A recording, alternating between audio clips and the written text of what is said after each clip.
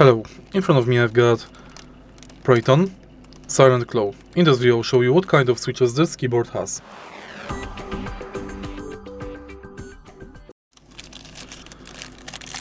PREYON Silent Claw comes with factory-equipped Gateron Pro 3.0 mechanical switches. Depending on the exact model variant you purchase, you can find it with Gateron Red Pro 3.0 smooth, lightweight linear switches, Gateron Yellow Pro 3.0 slightly heavier, incredibly smooth premium linear switches, and Gateron Pro 3.0 gentle tactile bump, great hybrid for typing and gaming.